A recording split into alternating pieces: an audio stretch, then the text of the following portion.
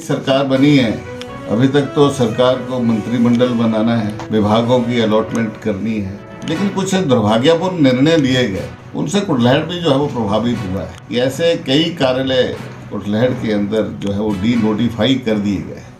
उन्होंने कहा कि रिव्यू करेंगे, कैबिनेट में रिव्यू करेंगे। अरे पहले कैबिनेट में रिव्यू कर लेते, फिर लगता कि नहीं है तब उसको डी नोटिफाई करते। सरकार बनी है, अभी तक तो सरकार को मंत्रिमंडल बनाना है, विभागों की अलॉटमेंट करनी है, लेकिन कुछ दुर्भाग्यपूर्ण निर्णय लिए गए, उनसे कुटलैहड़ भी जो है वो प्रभावित हुआ है। ऐसे कई कार्यालय कुटलैहड़ के अंदर जो है वो डी नोटिफाई कर दिए गए। उन्होंने कहा कि रिव्यू करेंगे, कैबिनेट में रिव्यू करेंगे। अरे पहले कैबिनेट में रिव्यू कर लेते, फिर लगता कि नहीं है तब उसको डी नोटिफाई करते। लेकिन मुझे कोई इसका औचित्य जो है वो समझ में नहीं आया कि पहले डी नोटिफाई फिर रिव्यू। और उसमें से एक कार्यालय था ऊना में, बसाल का हमारा क्षेत्र जो है वो आलू बाहुल्य, यहाँ पर आलू की पैदावार होती है।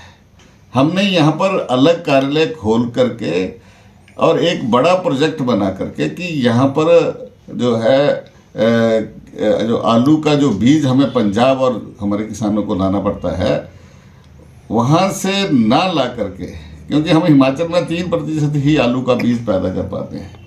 अधिकांश हमको किसानों को बाहर से लाना पड़ता है और किसान जो है वो केवल अच्छी किस्म का बीज ना मिलने के कारण ठगा हुआ महसूस करते हैं, फसलें खराब होती हैं। और दूसरा ग्रेडिंग सेंटर हम यहाँ पर बनाना चाहते थे, एक हब बनाना चाहते थे, ताकि इस क्षेत्र के किसानों की आय बढ़े। इस तरफ हम जो थी वो चिंता कर रहे थे। अब दूसरा जो भाग है कुटलैहड़ क्षेत्र का, जो निचला क्षेत्र है, ऊपरी क्षेत्र है, जहाँ पर खड्डे हैं, नाले हैं, लेकिन कैश क्रॉप नहीं है वहाँ पर।